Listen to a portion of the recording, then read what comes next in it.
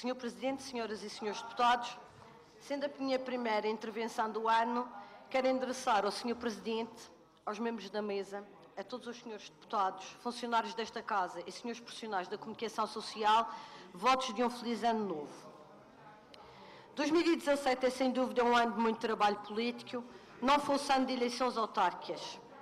Por isso, vou focar a minha intervenção num tema sensível, mas que, em minha opinião, é de grande relevância, não querendo, contudo, dar uma lição de moralismo a ninguém.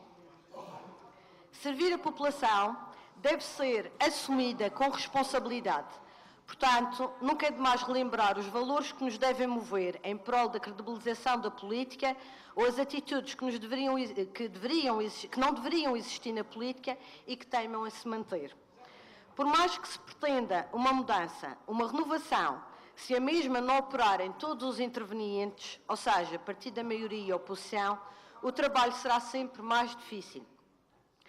Chocam-me os oportunismos, os aproveitamentos políticos, os palpites, as meias-verdades, que muitas vezes são ditas e repetidas até à exaustão por representantes do povo. Fala-se imenso do passado, mas, como se sabe, ninguém vive do passado. Condenam-se deputados na praça pública por posições tomadas, mas esquece-se o presente. Fala-se sempre da Lei de Meios e do Porto da Cruz, mas não se fala do sentido de voto do PS quanto ao orçamento e plano de investimentos para 2017, com o mero intuito de desviar atenções. Sim, porque é sempre bom relembrar que o PS votou contra o plano de investimentos que inclui as obras tão almejadas pela população do Porto da Cruz. E pergunta-se, onde está o julgamento público? Esta localidade deixou de repente de interessar ao PS? Não me parece. Aquilo que me parece é que quando o Governo arranja uma solução, cria-se um problema para a oposição. E então toca a desviar as atenções do que realmente é importante. Isso acontece com o Porto da Cruz, acontece com as capelas da Igreja Matriz de Machico, entre tantas outras situações. À falta de ideias, toca atacar o Governo e os deputados do PSD, que isso é que dá votos. O discurso político deixou de ser persuasivo, recorrendo-se a deturpações intencionais e outras que denotam pura negligência com o único propósito: ganhar eleições.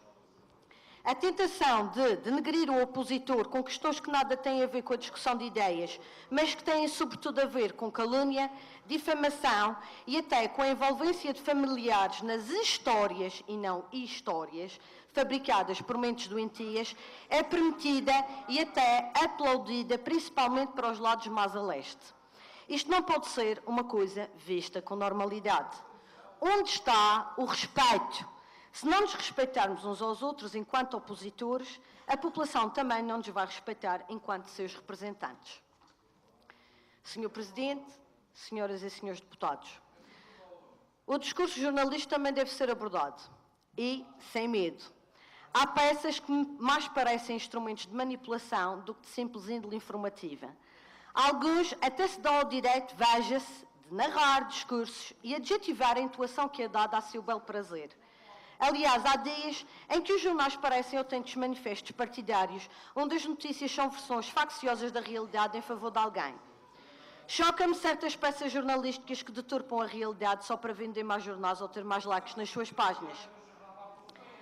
A este propósito, recordo as palavras do autor Denzel Washington, no âmbito das eleições norte-americanas, que referia o seguinte, entre outras coisas: se não lês jornais, ficas desinformado, mas se lês jornais, ficas mal informado. O atual objetivo da informação é ser o primeiro. Já não se trata de reportar a verdade. Então, qual é a responsabilidade dos jornalistas? Deveria ser dizer a verdade e não dizer de tudo só para vender. Não se importam quem magoam, não se importam quem destroem, nem sequer se importam se é verdade. Dizem tudo para vender. O que nos leva a questionar qual é a atual essência do jornalismo. Enfim, algo que devemos todos nos questionar. Mas, na verdade, o que me choca acima de tudo é a falta de rigor com que alguns exercem as suas funções. Para não dizer falta de profissionalismo, porque aqui também se enquadram alguns políticos, e por entender que a política não pode ser encarada como uma profissão, mas sim como uma missão a termo de representatividade popular. Uma população que não esteja suficientemente esclarecida não sabe em que acreditar, levando à descredibilização da política e da sua função, tão importante para a administração das sociedades. Estas constatações que tenho vindo a fazer causam-me algum receio, pois estamos num tempo em que se permite tudo, o que também exagero não é bom. Os extremismos nunca foram bons, sejam em que área for. É importante que a informação veiculada pelos políticos e pelos agentes da comunicação social chegue à população de forma correta para que se possa tomar uma posição consciente e responsável. Por isso, é necessário refletir sobre aquilo que queremos para o futuro. Isso exige trabalho, é verdade. Muito trabalho de parte a parte, com mudança de atitudes que se tornaram rotineiras e difíceis de desenraizar. Bem, posto isto, assim termino a minha intervenção, desejando que este ano nos traga a todos um discernimento necessário para separar o acessório do essencial, pautando-nos pela defesa dos reais interesses dos madeirenses e porto-santenses, numa luta que se quer renhida, mas com respeito pelos opositores e, acima de tudo, pela população, e com uma comunicação social isenta que preste efetivamente um serviço público com rigor e verdade para todos os cidadãos. Obrigada.